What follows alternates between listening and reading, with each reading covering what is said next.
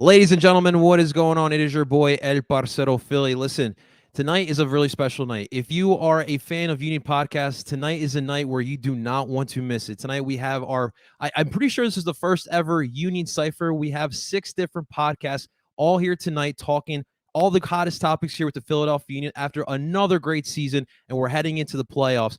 So today we're going to get right into it. We're going to be introducing every single podcast here at this moment here, and guys, enjoy tonight. It's going to be a lot of fun. If, of course, you guys got some questions, we'll be looking at that as the night goes on. And, of course, as always, we're going to have a lot of fun here tonight. So let's get this party started, ladies and gentlemen, and we're going to introduce podcast by podcast. And, of course, we'll start off with the usual suspects.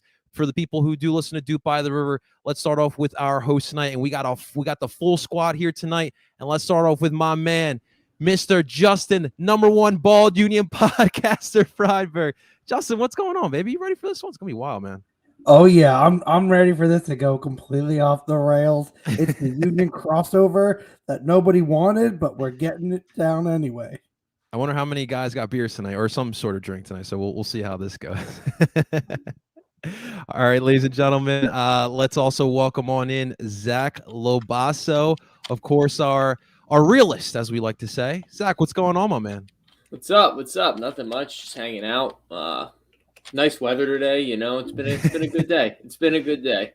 It's funny you say that, Zach, because today I said today's perfect soccer weather, and it's truly awesome. That's what we need. Perfect soccer weather. Ladies and gentlemen, please welcome my man, Mr. Tim Lovinguth, in the new setup. Yeah. New setup, new office, and a new apartment. Gotta love it. Dude, I love it. It looks good, man. I'm excited to get it started. And of course, that rounds out Duke by the River. Now we're going to introduce to you our representative of the SOB podcast. Please, ladies and gentlemen, your favorite capo, Mr. Adam Booth. What's up, Adam? Adam, hit the unmute button, my man. It's all good, man. It's K. I don't have Devin here to help me out. Therefore, I'm screwed from the get-go. I need a producer. I'm talent. I'm not coordinated. But hey, how you doing? Good to see you all. It's good to see you, man. I'm excited to have you guys, and of course, shouts out to Matt and Devin, the producer and the Prez. We love what you guys have been doing, bringing the voices from the tree over to the podcast realm, and we really appreciate it, man. Happy to be here. Let's do it, man. Let's do it. All right, let's bring on another podcast from the Doopy brothers. First up, we got the first brother, Mr. AJ. AJ, what's going on, man? Yo, what's up, guys? This is exciting. I appreciate you having me on. I'll let Luke know he doesn't have to come on if you want. You can sit this one out, Luke. That's what he's telling us, man. And dude, AJ really flexed on us here today with this beautiful kit he's got going on. He's got the OG 2010 on, ladies and gentlemen, for those who can't see. I figured if there are any soccer nerds who'd appreciate it, it'd be this crew right here. I just think you're talking to like the Jersey nerd over here, so I appreciate AJ. Absolutely. Let's bring on the second part of the Doopy brothers. Please, ladies and gentlemen, let's welcome on in Mr. Luke. What's up, Luke? Hey, how's it going? Excited to be here. Yeah, man, it's going to be great. We have the Doopy brothers here in the flesh, and it's going to be excited seeing how the brothers interact in the podcast with a bunch of other Union nuts here. Let's get it, guys. Let's get it. All right, let's move on to another podcast, ladies and gentlemen, from the Free Kick podcast. Todd Lewis, what's up, Todd? What's up, Johnny? It's been a month since we were both talking CCL against Club America on I forget the name of the podcast, but yeah, great to see you. And then it's also nice to see some guys that have participated in the trivia show last year. Luke, AJ, and I think Justin participated last year or 2 years ago. I don't know. No trivia this time, guys, but I don't know, maybe in the future. Stay on your toes, Todd. I'm full of surprise. I'm totally kidding at that. And seriously, shouts to the Eagle Eye podcast. They were great for Club America. Great guys over there. So make sure you guys show some love over there because it's been a while. All right, let's get another podcast in, ladies and gentlemen. From Views from the Bridge, we got our boy, Mr. Evan Viella. Evan! How the turntables, John. Finally, I'm on one of your podcasts and not the other way around. Dude, I'm so thankful for all 4 of you dudes giving me that first opportunity, man. I am glad that you got the one of the 4 of us that at least kind of knows how to keep people on track. Hey. Me. You got your hands full over there. I mean, I guess no. You know what? I think Justin's probably the sanest of the four of us, and then I won't claim to know more about anybody about anything on this podcast than cheese. I have you all absolutely covered. Sounds in the good, my cheese man. world. Let's go. But thank you so much for having me. This is insane. There's too many people, and this will be much like parties in real life, where I just turn into a wallflower. I'm sure. We do want to give a quick shout out to Paul, Chuck, and Justin.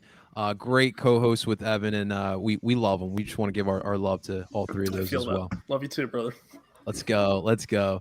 All right. Last but not least, the OG himself, man. I cannot wait to pick this guy's brain. From It's Always Soccer in Philadelphia, please welcome Mr. Kevin Kincaid. Kevin, what's happening, man? Hey, what's up, guys? This is very ambitious. We've had crossover guests on podcasts before, but I didn't think we'd have 1, 2, 3, 4, 5, 6. What do I count? 10 people in here. I like it. I appreciate it. Thank you for having me. Absolutely, man. Thank God StreamYard. This is the limit, though. We can't bring anyone else after this. We're screwed. AJ and Luke were on Always Soccer last week. I think we ran out of time at 40 minutes on Zoom, so I was like panicking trying to cut it off before I got dumped. Very true. Very true. Technology, man. Thank God we're able to do this, right? But guys, seriously, again, to all 10 of you guys, all 6 podcasts here, seriously, thank you again for doing this ambitious event that Kevin liked to allude to. So the way this is going to work, guys, so for everyone listening, what we're going to do, we have some questions here for our panel of podcasters.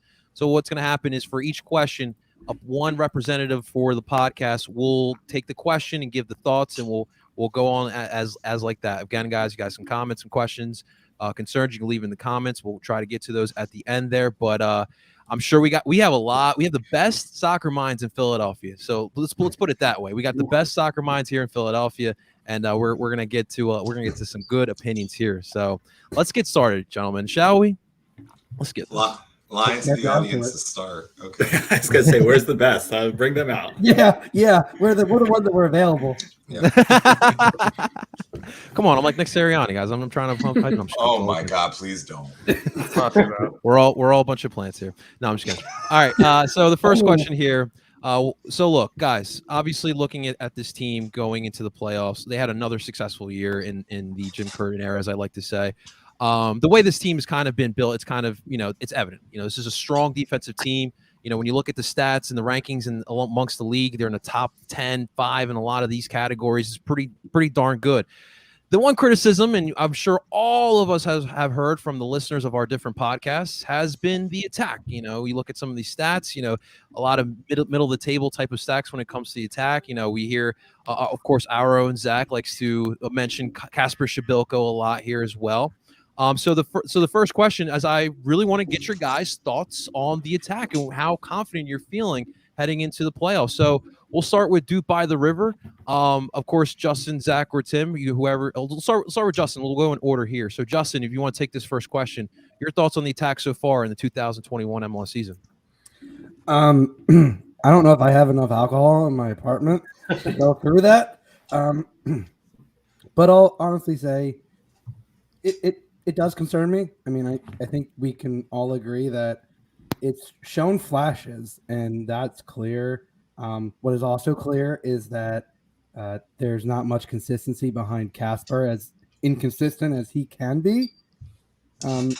But the way the attack's been working, especially with Gazdag, and the fact that late in the season, he's been coming on pretty strong and being the number 10 that I think we were looking for, and that I really wasn't expecting to kind of flourish until next year, given he was basically a mid-season acquisition, had played an entire season prior, went to the Euros, got hurt, really kind of struggled to get time in the summer, and then basically since CCL, he's been getting most of the starts and been playing well. I think him playing, and especially with the mix of Paxton, of Quinn Sullivan, of Jack McGlynn, I think you're seeing that you have the pieces in place. It's just, are the strikers going to show up? Because the Union record is clear. When Kasper shows up, they play well. When he doesn't, it's a complete shit show. And not that it isn't always a shit show, we're Union fans, we're used to it. But this year is, listen, you knew what coming off the Shield, it was going to be a slight, decrease. You finished second, which I still say exceeded my expectations for this season. I had them finishing third. And this attack has kind of been exactly what I thought at the beginning of the season. Inconsistent, and that's going to be the biggest test going into this matchup against Red Bull. Very well put. Very well put. All right, let's move on to the Free Kick podcast. Todd, your thoughts on the Union attack heading into these playoffs, my man? Well, I guess other than Casper, I think I looked before I came on here. He has an XG of 11.4, and he scored 12 goals in the regular season. So, I mean, he's doing better than that XG right there. But besides Casper, you can't rely on Corey Burke, who I think played 19 games in MLS this year. Can't stay healthy. Sergio Santos can't stay healthy. Like Justin said, you have Daniel Gazdag, who's been stepping up as of late, where all these people, when we brought him in, I'm sure all of us know on our podcast, people will say, oh, yeah, Gazdag's dumb. Why we buy this guy? He's a bum. And then you see the last 3-4 games, you're playing that Christmas tree formation with the 2-10s. Seems like Jameer Montero and Daniel Gazdag, that's how you're getting the best out of these two guys. And, I know it's always going to be the debate of, do you go back to the 4-4-2 when Corey Burke or Sergio Santos, whichever one of them comes back more healthy? I know Corey Burke just got called up to Jamaica's national team, so I guess he's probably a little bit farther along than Sergio Santos. But I don't know, the Christmas tree has been working as of late, so maybe you just ride the hot hand going into the playoffs against Red Bulls, because look, when we play the Red Bulls, we play the 4-4-2 diamond, and they haven't seen the Christmas tree. So who knows what the Christmas tree could do against the Red Bulls. But other than Casper, it's a little bit concerning. And then you bring in Davo. I guess I shouldn't even mention who he is. I mean, he's played, 7 minutes? That's it. So, yeah, it's concerning. But I don't know. I like what I'm seeing from the 4-3-2-1 formation as of late. Good points. Feliz Navidad, as we like to say on our podcast. From the Doopy brothers, let's start with Luke here, man. Your thoughts on the Union attack? Yeah, I guess I would just reiterate what Todd's saying. I'm optimistic with the 4-3-2-1. I think Gazdag can help facilitate our offense, and then I think it's also a bit about getting the fullbacks in play too. And then Wagner and Bazo have been creating goals when they get forward and support Casper. And that's kind of what we need, because he's not a striker that really creates a goal by himself. So it's really about getting the support to him rather than expecting him to create a goal. Okay. Can I give a rebuttal? Oh, of course, man. Hey, we're not going to get into brother drama here. Nah. So I'm glad you guys are feeling maybe a little bit better than I'm feeling right now. So just thinking about where teams are when they're winning MLS Cup. So, and where the Union are. So just going through the last 5 MLS Cups, you had Columbus Crew with Zellaround, Seattle Sounders with name a handful of players. Atlanta, you had Martinez and the Almiron. Before that, Toronto FC. Before that, Seattle again. So my point being that, like, our offense might be mediocre. I just don't know if we have what it's going to take to carry us through the playoffs, if that makes sense. I feel like we need. I don't know if one hot player is going to be enough to carry us. The guy that could be hot enough to carry us would be Andre Blake, I would say. But offensively, I just don't know if we've got the abilities to enter the playoffs that confidently. But I would be more confident on the back end of the field. So a little bit of a subject change, but hopefully that made sense. No, that was definitely great input. I appreciate that. Let's move on to the SOB pod. And Adam, your thoughts on our Union attack, man? I mean, look,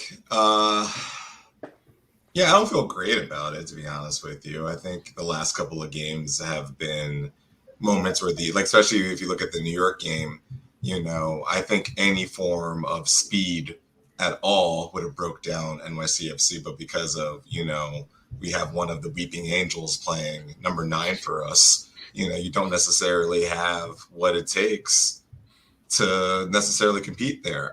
It's bothersome to me how many team goals we have, like goals that have to be generated by like actual build-up play, because that's good. That's a sign of a cohesion, and that's a sign of a really good team and a really structurally built team.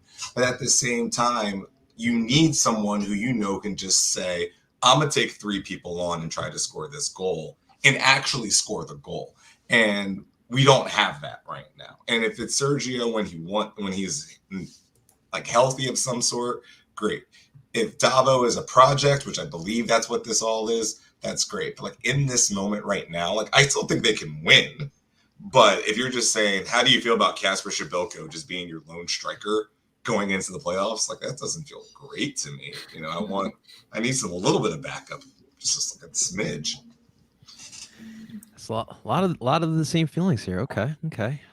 Evan, how you feeling about this attack, man? Hey, man. From views from the bridge as well. I'm going to bring up 3 things. One of them is really quick. I'm glad that I still am correct in saying that the Union have never looked like the more threatening team up a man in their entire existence. And I still don't get it.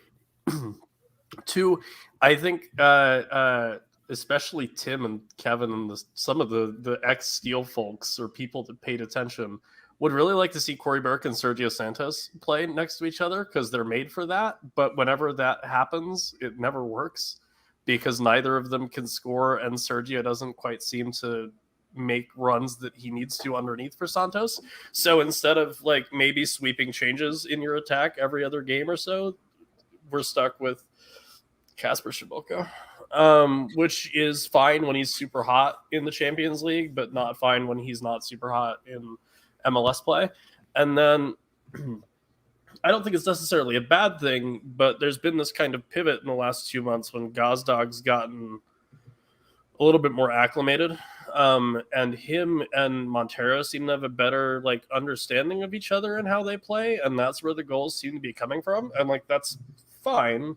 But to like Adam's point and to Todd's point, like in the MLS playoffs, it always seems like it's not necessarily about like the team as a whole. There's always certain players that seem to like just put it on, and that's the end of it. And I sure there's a world where that could be Kasper, or there's a world where that could be Miro, or there's a world where that could be Sergio, but like it doesn't seem like we're in that world unless something crazy happens and then it happens. But right now there's not anything that we can point to and go, they're going to do it, which is, again, fine. And that's kind of the fun nature of the unpredictability of the playoffs. But, like, I mean, I think we're all kind of happy the Union finished in second this year on the East, right? Yeah, man. Yeah, you're 100% right with everything that they kind of, gone through with the CCL. We know the whole curse around that. This is pretty impressive. I agree with you there. All right, last but not least, from It's Always Soccer in Philadelphia, our own Kevin Kinkade. Kevin, what do you think about this attack this season, man? Yeah, listen, I think from day one, it's always been a question of identity for them. Obviously, when they won the Shield last year, Brendan Aronson was a big part of the press, and they had a lot of success in these, creating these overloads and getting, 4v3s and 5v4s going the other way. And, this year they really did not come out and press the way that they pressed the year before. I hear that word all the time, press, but they really were not that team this year that they were last year. And, I think Brendan's running and his off-ball ability was really missed for sure. They tried Jamiro at the 10. They tried Gazdag at the 10. They've had different people up there and, mixed results, right? They had a phase where they were just pinging the ball out to Kai Wagner. It seemed like he was just banging in like 40 crosses a game, see if we get lucky, right? So, it's kind of like it never really seemed like they settled into like, knowing what they wanted to do offensively or like identifying what they were going to be offensively. And, the switch to the Christmas tree, I think has helped for sure. It's helped unlock Gazdag a little bit, but against a team like Red Bull, a clumpy team that likes to press and likes to get up the field. I think a lot of times directness and verticality can be a good remedy for that. And they don't really have that with Shabilko. Up there because he's slower than molasses, and the 10s aren't going to run past him really. So I kind of wonder, like stylistically, if the Christmas tree is the best thing to beat a pressing team like Red Bull, but it's the best that they have right now, and that they've been able to do a little bit more in possession with that. We've seen some good things, so fingers crossed. The identity is always been defense, and we'll see if that can carry them through this. Hey, really bring up good points, and I kind of really quick want to lead to the next question, just real quick, like. What formation, when fully healthy, would you guys rather see? 4-4-2 diamond or the 4-2-3-1 Christmas tree? Justin, what would you choose? I'm gonna go out on a limb and I'm gonna say 3-5-2. Listen, give me the 3 center backs. if you look, because of the way the I'm not Union crazy about play, Finley, if I'm being honest. If the look of the way the Union play, it's going to be a 3-5-2 that essentially evolves into a 5-3-2 when playing defense, and it's not like it hasn't been done in terms of winning MLS Cup. Toronto's a prime example of a 3-5-2 working perfectly. Now, do we have a Giovinco or an Altidore? This is be determined. It always leads to that, Justin. But I mean, the 3-5-2 to me, I think gets the most out of your fullbacks. The ability for Kai Wagner and Bizo to get up the field is huge. And apparently we've gone back to 2017 Union where crosses are everything, because that's where a lot of chances seem to be coming from. And if you're going to get these crosses in, I'd rather the wing backs who, let's be honest, I don't really love Bizo coming back on defense. That's why I like Alvis Powell a little more defensively. But in terms of getting forward, Bizo works. And I think the 3-5-2 gets the most out of your wing backs. As you really bring up some good points. The thing is that Jim, it just doesn't go towards a 3-back set. Oh, no, he doesn't rotate. We all know that. Jim I just think he loves those four together. If I'm being honest, I think he just likes and they played really well, as we just talked about with their rankings there. But Zach, what would you go with in formation? Fully healthy, I'd go 4-4-2 diamond with Sergio and Casper up top for sure. Okay. I just think that gives the dynamic of having someone who can, press that back line and make defenses a little bit more uncomfortable and have them drop off, which then allows creative players like Gazdag and Miro and Paxton, when he's in, to kind of dribble at them and exploit those gaps in between the back line and the midfield now, because of the fact that they have to account for Sergio's speed. And it also gives Casper a little more room to be slow and create space for himself without getting, pressed too quickly, because we all know how that first touch goes after that. So, yeah, 4-4-2 diamond for sure. Timmy? Yeah, it's a 4-4-2 diamond for me. And I think the key is kind of like what Zach was saying. You need Casper and Sergio next to each other, so you have the two different types of strikers. And then you have to have Gazdag as the lone 10 in that diamond.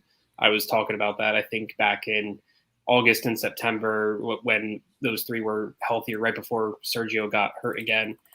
When those three are on the field, you can tell like things just click a little bit more. They need that chemistry to build going into what I thought would be a playoff run here. So, hey, that's what I would go with. And then you have all those questions in the midfield of, do you play El Brujo? Do you play Leon Flock at the 6? All that fun stuff. But yeah. Todd? I'm going to keep it original and say 4-4-2 diamond as well.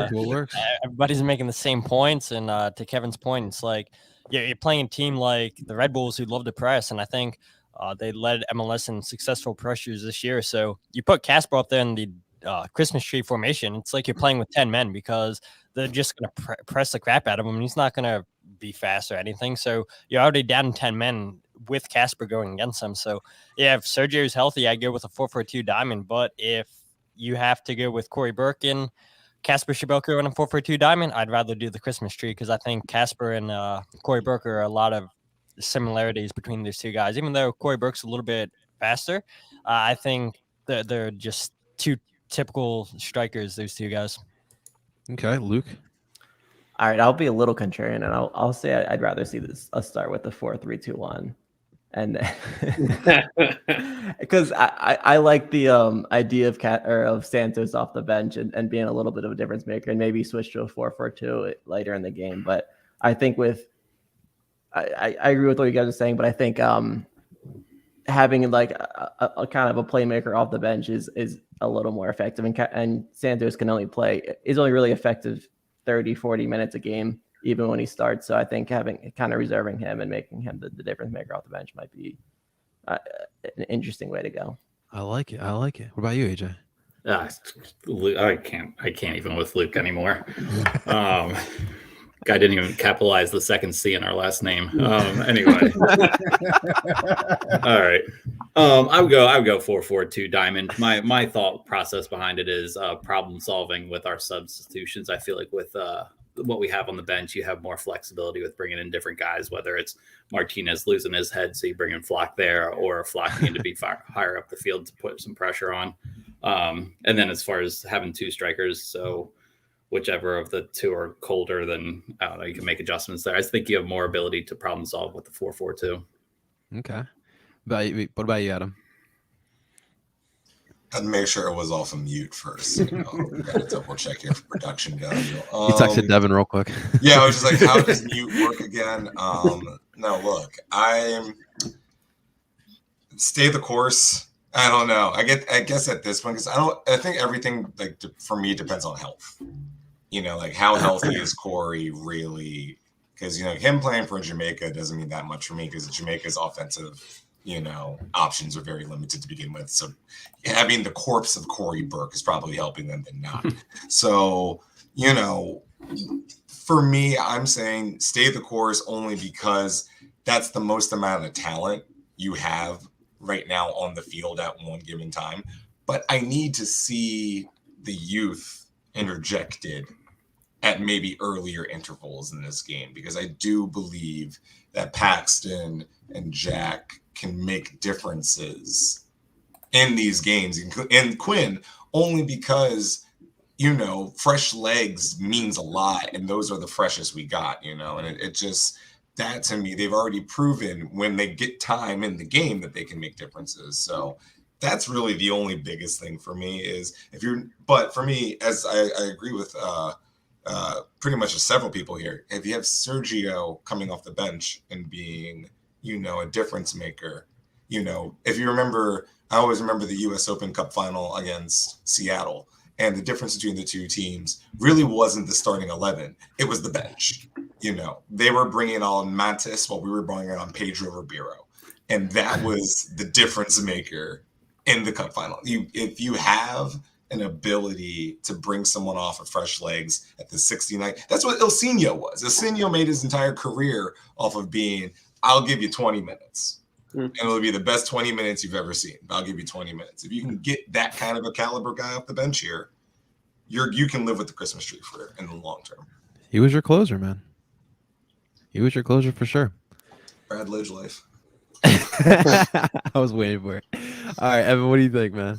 Everyone's already made really good points, and Adam just exhausted the last of the ones that I was running through in my head to make so that I could sound astute. So I'll just say, no one's brought up that it's the holiday season.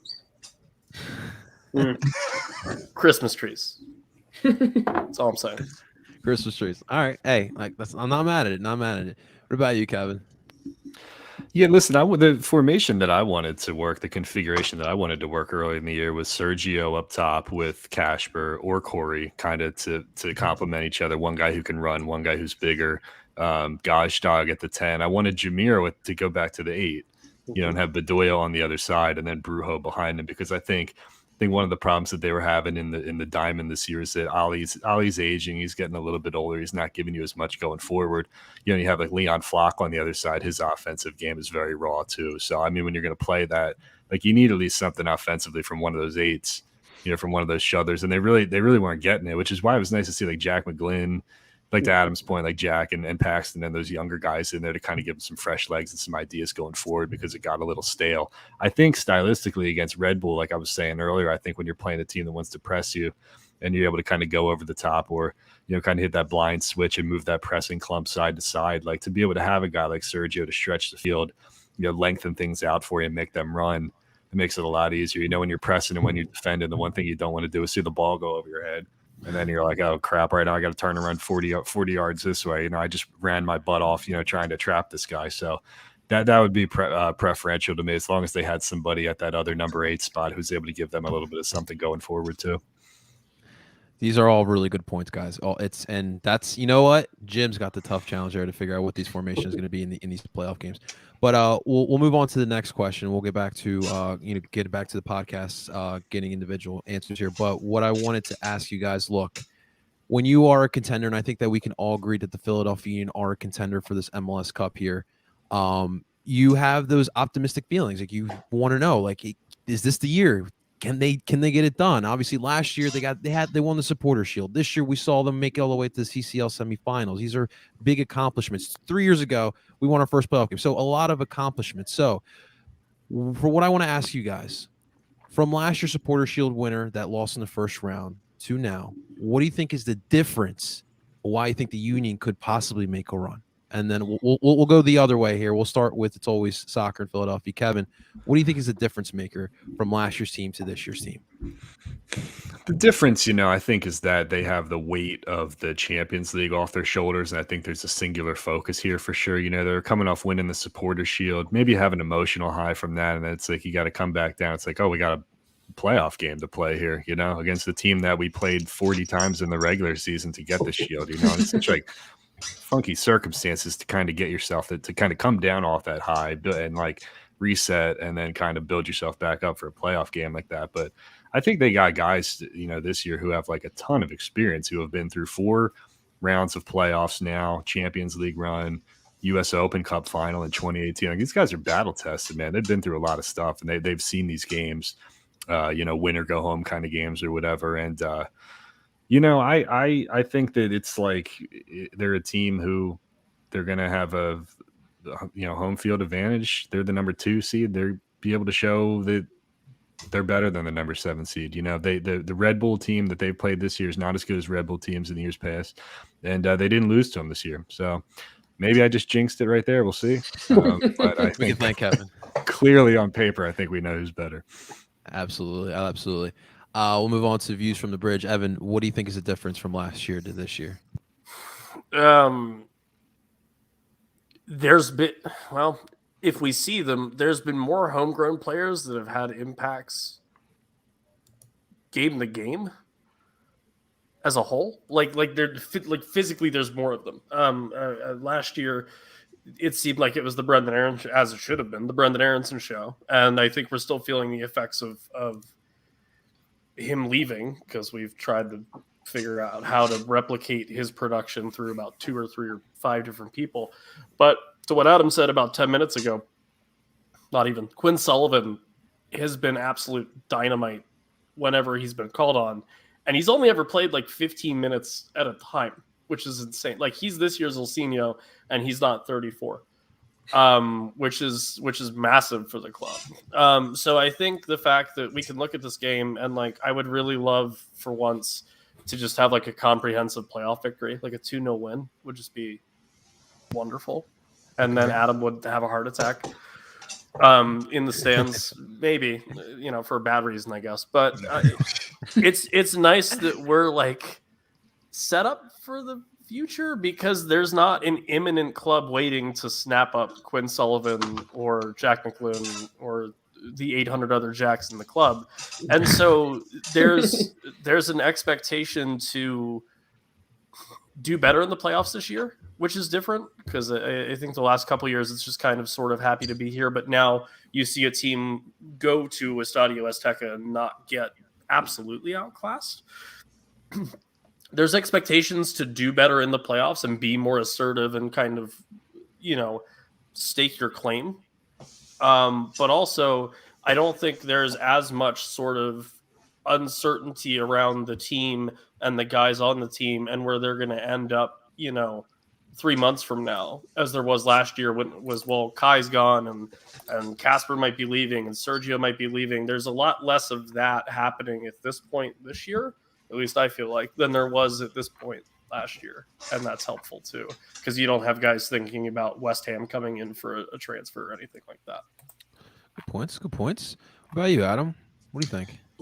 Look, you should be able to win the whole thing. I don't really know why that's out of the realm here. I don't see any team personally that looks particularly strong for me in MLS this season. Like, for most of the season, I was like, you know what? Seattle looks really good. And then at the last minute, Colorado takes the first seed out from them, and it's just like Kansas City also kind of falls on their face. And how well do I really feel about Colorado in the grand Just don't bring that up to Peter Vermees, all right? No, of course. And it's just, even on the East Coast, it's just like, look, we just played NYCFC, and everyone can agree here, other than the fact that they play in a farce of a stadium, they look okay. You know, I don't see anything particularly about them that makes me feel particularly like, oh no, you know, down the board, you look like you can stack up against anyone in this tournament. So like, look, it's one of these things where like if the Union end up in MLS Cup, I don't really want anyone to be that shocked. You know, it just, now if they don't, also don't be shocked. But it's just like, if they end up there, it's not this Cinderella miraculous story. You've been building this thing up. You know, this is not your daddy's Union. This is not the Union of 4 or 5 years ago. This is a Union with expectations. And this is a Union that wants to meet those expectations. They've got a captain who's not just happy to be here. He wants to create a legacy with this club. You know, a coach who wants to create a legacy with this club. And I think that you're getting to that apex with a lot of these moments. So, you know what, Adam, I just can't wait till Tony on 9th and Wolf starts talking about the Union in the MLS Cup Finals. That's all I want, man. Oh my God. No, I dream of the day that no one on sports radio ever talks about the Union, because that would just make me believe it goes backwards. I don't need an Ingy giving me sports radio like Union takes. That's the last thing in the universe I need. You know, maybe Kevin we can wants organize another. It was kind of an accident when we blew up Missinelli's show that one time. Yes. No. Oh my God. Honestly, that's going to be the thing that either makes or breaks soccer in this entire city again. Is we'll all make of us sure is we alienating do. that. Well, that was kind of, we backed into that accidentally. I think people just started calling. I think like Jared called in and was like ripping Mike or something. But we'll have to actually like organize it this time. But we'll make sure it's on like a really important, like Eagles like Monday after a big win or something like that. So we'll get him at like an opportune time. Oh my God. This guy's like the 10 of the feet. No. Jared, and I want to say this: Jared's enthusiasm is 1,000% authentic. That is he's 100% go all of the time. There is no stop on the Jared freight train. That's why we love him. AJ, what do you think's the difference, man, from this year to last year? I mean, I feel like the guys have all covered it pretty well. One thing I would just say is the path seems very, very doable this year. I think our first round matchup is about as ideal as we would have wanted. Second round doesn't look too bad, and then who knows what we got in the conference finals. So a little confident there in that path. Okay. What about you, Todd? The one thing nobody's bringing up is the difference is we have 13 days off between NYFC and then the New York Red Bulls game compared to last year when we played New England. We had 16 days off. That makes a big difference. And then you look at New England, they have 22 days off before the next game. And yeah, they're the first seed and everything, but 22 days off before you play a game, like that's a lot to get back into fitness. That's a lot to get back in the game mentality. So yeah, just because New England had this impressive season, I don't know. If I was Bruce Arena, I'd be a little bit skeptical about what the Philadelphia Union had happened to them last year could happen to us in the first round. Everybody's been talking about us all year. Oh, who's the MVP? Is it Carlos Heel? Is it Mukhtar? Now we believe it's Heel. Buxa Gustavo Bo had an outstanding season. But you go back in 2019 where we finished 3rd or 4th, I believe it was, in the playoffs. And we won our first game against the New York Red Bulls, and then we went down to Atlanta.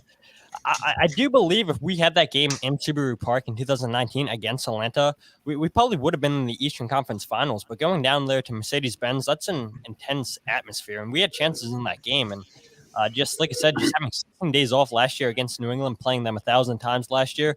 Yeah, I mean, the writing was probably on the wall that we were going to lose that game anyway. But now the fact of the matter is we have the home game against New York Red Bulls, and if we win that, then we have another home game at Subaru Park where we know it's an intense atmosphere. And like I said, I would be shocked if New England pulls off and win against Atlanta or New York City, just because those 22 days off. I think that's a lot of games off, and players aren't used to that in MLS and just soccer in general. So we could potentially have 3 home games hosting an Eastern Conference Finals at Subaru Park. I would love it, but if we can get 2 playoff wins, I'd be happy with that.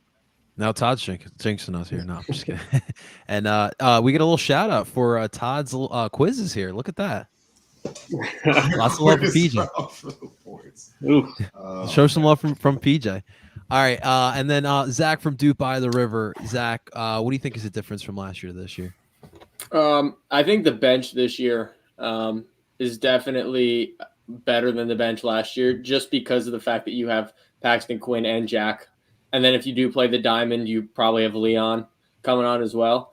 But that really comes down to Jim's ability to like take advantage of the players on the bench and not sub them in the 85th minute when we need a goal. And I think that that's been something that is kind of hampered the team at times this season. Like you could have made the sub in the 70th minute and given someone some time to grow into the game and then make a difference, as opposed to like you got to go out there and make a difference right away with 5 minutes left in the match. But if the bench is utilized the way it can be, I think that late in games, the Union are going to be an issue for a lot of teams. Okay. All right. My next question, guys, here. By the way, great points everyone brought up there. But the next question here, what I want to ask you guys, looking at the Eastern Conference as a whole, all 7 of these clubs, what is the one team that you absolutely do not want the Union to face if we're talking about MLS Cup here? We'll start back up with Duke by the River. And Tim, looking at the Eastern Conference, who's that one team you just do not want to see on that schedule, man? I mean, I guess it would have to be New England, right? At this point, Todd brought some good points. Yeah, he did. I think he's right about that, but I still think this New England team is the one team you wouldn't want the Union to play right now. It just seems like they have the Union's number this year, and even going back to last year's playoff game. Everyone else in the East, I agree with everyone else's points that they made. Like the path is there to get to the Eastern Conference Finals, and I think that should be the goal of the club, is to get to that point. But I think, it's going to be you hope New England crash out of that first round or second round game, and then you're hosting the Eastern Conference Final with a chance to go to MLS Cup. But yeah, I think it's New England. You don't want to go up there and play those guys in what would be a conference final to go to MLS Cup. So the crest, right? Their new crest that they unveiled. Well, that won't be on their kits in the club. No, so that'll be until next season. Yeah, that's next year. Okay, we're wondering if they jinxed themselves. We'll see. Todd, who's the team you just don't want to see the Union face off against? Either Atlanta or New York City. I mean, ever since Pineda has taken over at Atlanta, they've looked a completely different team than they did at the beginning of the season. Joseph Martinez, if he can get hot, we all know what kind of striker he is. Now, granted, he's coming off of that ACL surgery, so I know a lot of players, once they lose that speed, then their career starts to dwindle down. But he's still a good goal scorer. I mean, you guys all saw that goal he scored against Cincinnati. What a world-class goal that Joseph Martinez scored. And then just New York City, I feel like we never match up well against them. I was happy with the 1-1 draw because when teams go into Yankee Stadium, typically they come away with no points. So for us to come away with a point, I was happy with that. But yeah, I mean, whether it's at Subaru Park or at Yankee Stadium, we don't play good against New York City. And then, like I said, Atlanta with the way Pineda has those guys playing. Okay. We'll go on to Doobie Brothers with Luke. Who's that team you just do not want to see? For me, it's definitely NYC. They always just give us trouble, and Tatsy Castellanos is the most frustrating player to play against, and he's in like the best form he's ever been in MLS. So that's scary to me. I feel like obviously the Rebs would be tough, but I feel a little bit more. I feel maybe irrationally confident of playing against them because I feel like when we did play against them this year, it was when we were resting a bunch of players and the kids were going out there and they played better than expected. So it makes me feel like New England's a little more beatable if we have our more of a first team out there. But yeah, New York just always is a team that I'm never excited to play against. So that would be definitely my pick. You and I both, brother. You and I both. Adam, man, who do you not want to see? Atlanta. That's it. And only because of Martinez. Outside of that, it's just and we talked about this earlier, having an individual that can create their own goals in the way that he can is always dangerous, even when you have a solid defense like I believe the Union have. I don't fear New York in Chester in the same way that I fear them in the Bronx. And I think that you can handle them in some capacity. Like, I think you can beat them. Because here's the thing. You should have beat them on Sunday. For 16 other reasons other than the fact that you were up a man. You should have beat New York. You didn't. We'll talk about that. But it's the fact of the matter is I don't really fear any team in the Eastern Conference against the Union because I believe the Union are a complete team in their own respect. Like, I understand Atlanta has their giant payroll and all their internationals, but so do we. You know, I mean, not payroll, but internationals. Like, so do we. You know, I believe we have the caliber talent to go up against anyone in the Eastern Conference and compete, but it is the individual brilliance that I fear more than anything. You know, that's it'd be Atlanta for me. Okay. Evan, what about you, man? Who are you fearing in the East? Yeah, the whole like being home to everybody except for New England thing is helpful, right? I think Adam's right. Like if we played in the Bronx, that'd be it. And that's more due to the post stamp just being an embarrassment, and one team is the only team that's able to train for that 9 months out of the year, whatever it is. That being said, we've never played New York City in a way that I thought was convincing. Regardless of what park it's at. So I don't really want to see them. And then I think Nashville just do a really, really, really great job of playing for Gary Smith. And I'd rather not see that until I necessarily have to. Because for better or worse, and as boring as that team might seem outside looking in, there's something to be said for someone who should be the coach of the year, by the way. Hands down. I know Bruce Arena is going to get it for obvious reasons, but it should be Gary Smith.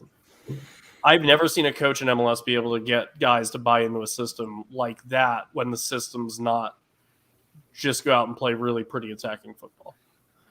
That's a good point. Nate would like to let Adam know, if this loads up, the Union are a complete team. That's a bold statement, Adam. Adam, unmute. Devin, where are you? Jesus, you're fired. No, if you look at the team, you have the best goalie in MLS, right? Like, and shout outs to Matt Turner. I think he's been fantastic this entire season. But I believe you still have the best goalie in MLS. You had Yaka played every single minute this season in MLS. You have the best left back probably in the league. You know, you have a decent right back who's kind of coming to his own. You know, your midfield has almost too many options in a lot of ways. It's almost like you have to figure out the square pegs and the round holes in that particular situation. Outside of your production truly at the top, which you can attribute that to the injuries or rotations, whatever, I believe they are one of the more complete teams in this league. I don't believe there's that many holes in the ship, to be honest with you. You know, I believe the problems that you have are very obvious, but there's a reason why you finished number 2 in the conference. You overcame a lot of these things going through another weird season, another disbalanced season, and all that other stuff, you know? Absolutely. Kevin, to end this one, who do you fear in the East? Well, real quick, Evan was talking about Gary Smith. I have a Gary Smith story for you. It's like 2 seconds long. The Colorado Rapids came to Philly in 2011. This was the year after they won the MLS Cup. And one of the journalists in Philly called Gary Smith John. He said John, and then started asking his question. I was like, I've never been so uncomfortable in my entire life. He looked like so weirded out by it. He's like, dude, I just won MLS Cup and you called me the wrong name. Do you even know like what what more do you have to do to gain respect around here? Now, listen, the top half of the bracket is the pain in the ass, you know, like Atlanta, a different looking Atlanta, New York, you know, having to go to New England, obviously, if you get them. The New York City game that the Union lost was the 15th minute red card to at home. So I would take that and kind of throw it in the trash. But, yeah, they beat Orlando at home. They beat Nashville at home. I'm not nearly as afraid of those teams in the second round as if, you know, you get like an Atlanta or an NYC in the second round for sure. So I, you know, at the risk of jinxing it again for the second time, I'd say that they have a great path to the conference finals. I mean, we all said that about the Sixers last year too, and look at what happened to them. Oh man. Sorry to have to bring that up again too, but yeah, I think it lines up nicely for them. You know, when they went, you know, 2 years ago when they beat Red Bull at home, they had to like turn around and go to Atlanta on short notice in a situation where Atlanta had like 24 hours rest on them. So they're not going to have to do that this year. I think the path is there to the conference finals for them, and hopefully they get it done. And with that, I will make my departure because I got to get to my my toddler is asleep. It's the 2-month-old who's downstairs right now. My shift is beginning, so my wife can go to bed. But I want to say thanks for having me on, and I appreciate all you guys, and you're all doing a great job. And the Union podcast network is a strong one. Yes, sir. So yes, sir. We'll keep it going. Thank you so much, Kevin, and you have a great night, my man. All right, peace, guys. Absolutely, Kevin Kincaid, ladies and gentlemen, Kevin Kincaid. All right, guys, I wanted to move on here, and this is actually a great topic of discussion that was brought up on Twitter, and I kind of wanted to get the perspective of you guys who obviously follow the club very diligently. Look, we know that when we look at the grand landscape of the Philadelphia within our city, we have a ways to go, right? And obviously, you saw today that was great. Seeing some banners throughout 19th and Chestnut.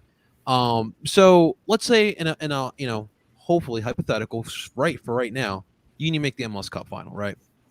You have an opportunity here. Jeffrey Lurie's like, hey, Union, we got this link for you. You can put as many fans as you want downtown Philly. You can get a bunch of fans from all around the world in a stadium that is right here in Philadelphia.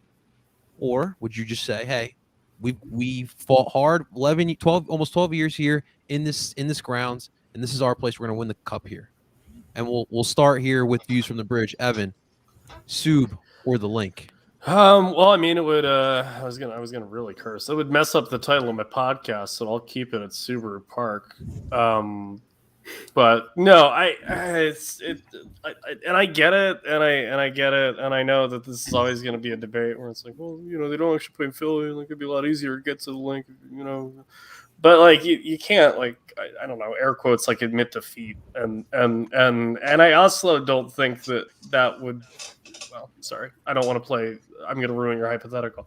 I just wouldn't do it.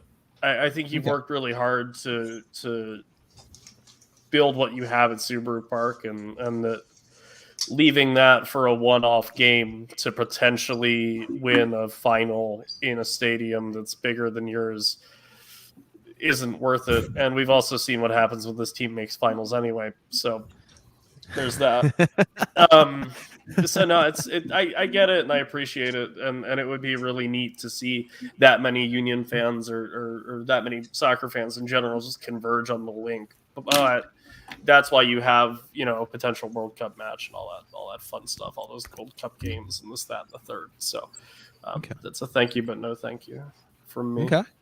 No, absolutely. Ty, what do you think, man? Yeah, same thing. Keep it at Subaru Park. I mean, I'd rather have the 18,500 fans in there, pack that stadium, as opposed to what we'd be lucky, I feel like, to get 40,000 in the link. Because in my opinion, I don't think you're going to convince just your football, your soccer, your football, basketball fans to come. Yeah, you might get some people because it's a championship in Philadelphia, but I don't think you're going to get enough to fill up the link. So I'd rather keep the 18,500 people there. And let's make Subaru Park loud and clear. And it's like you waited all these years for a final MLS Cup final. You've had finals in Subaru Park, and yeah, you're right. It hasn't went the way any of us have won it, but you would much rather take your chances in Subaru Park, where the players are used to playing on that pitch. They're used to the atmosphere in that stadium compared to what it may or may not be in the link. So yeah, keep it at Subaru Park. Okay. Let's go to AJ. What do you think there? I'm just gonna read it as the same thing. Let's keep it at the Sub, and if we're in this situation, it means we've won 1, 2, 3 games already there. So I don't know why you would move it out of where you're winning right then. Keep everything's comfortable. Okay, Adam, you're and I don't think I didn't notice, Adam. I noticed you flipped the hat over when we talked about the lane. The hat got uncomfortable, to be honest with you, but the backwards position, but it's all good. Look, I honestly think that if you put it in the link, it wouldn't be the worst thing in the world. I think you could. I get it, and I'm okay with it being in Subaru Park. My thing is, like, if you did a Champions League final, I'd want it at the link, and only because it's, to me, I just saw what Club America just did to our own stadium, and it's like when you have a venue of that size, you can get overrun in your own house, and as a capo, that's not a very comfortable situation for me. You know, I got death threats from the 4th minute on from the Club America fans that were inches away from me. In the link, I hope there might be a little bit of separation between that, you know. So I'm like, if we ever made a Champions League final similar to how Montreal did it a couple years ago, I'd want it to be in the link, the same way they put in Estadio Olympia. But for an MLS Cup final, now you got to put it at home. You know, you built the SUB, you built the whole facility, you made it what you are. And MLS fans, especially because it's going to be a West Coast team, like outside of like Seattle or Portland or Kansas City, we're not going to travel that well to overwhelm you. So you can still have your home. And, you know, it's real quick. When the NBA players went to the bubble, you noticed how there was a bunch of players that got really good and a bunch of players that were not good. You know, like there was a bunch of people who were just shooting the lights out. And it's because it's because the sight lines changed. It's because when you're used to looking in 20,000 seats arena and then you change it into a convention center, the way that you perceive how you've been playing the game in that changes. So I have the same feeling about Subaru Park versus the Link. If you're used to the SUB, you keep the SUB because your eyes are used to it, your body's used to it, you're used to the smells, all that. Once you go into the Link, it's almost like a neutral site. And then you lose some of what, at least for the player-wise, you lose some of the stuff that you want them to gain by having a home game. It's good for the fans, but it's not good for the team. Okay. Now, we're going to go to Justin here. And I have a feeling I know where this is going to go, but Justin, let him know. Let him know. I mean, come on. Of course, the SUB. I really think Adam laid it out perfectly. If it's a Champions League final, yeah, you want to maximize it, you know, for the full potential of everyone to come and say, hey, this is a massive, you know, competition for the entire region that is, you know, pretty damn important. I think for the MLS Cup, while it is a very important game, I think moving it to the Link would no way justify a bigger crowd. And I think you could absolutely guarantee that in the SUB, you are going to pack that nearly 19,000 in there. And if I'm going to be honest, I would love to see, and maybe this is just a pipe dream, our own Adam Booth here to have his Pat Croce moment on the top of the Commodore Barry and hang a banner. So let's go, Union. If we do make the MLS Cup final, let's make that happen, because boy howdy would I love to see that. Now, you guys all raise good points. I will say this. I think that the MLS Cup final in general should be played at a neutral site, but that's a topic for another day. I totally agree. What is Wembley? You know, what's America's Wembley, where we would always play the MLS Cup final? Like that's an entire different podcast, but like that's the question. Like, is it MetLife? Somewhere warm, I think. Probably LA. LA. SoFi. I would go SoFi. SoFi's the way to go. Perfect. All right, never mind. We figured it out in 2 minutes, guys. And that's the point, guys. I think that the MLS Cup, look, as much as I criticize the NFL, what they do for the Super Bowl is ridiculous. It's a literal holiday. It's a party throughout the whole week. And look, I know the MLS Cup will probably never get there, but you should take that blueprint and, you know, turn it into a party as best as you can. Find these neutral sites, and plus these players don't want to play in freezing cold weather, winning a championship. So that's kind of your country's too big, though. Like if America was the size of like an England and it only took us 3 hours to get to Manchester, yeah, you could have a neutral site, you know. But when like one fan base is coming from Seattle, the other one's coming from Orlando. These football fans do it though. No, they do, but I mean, like, come on now. I mean, like MLS doesn't have the legions, you know. We would travel here. The nine of us here would travel. What if we just get John Garber to subsidize travel?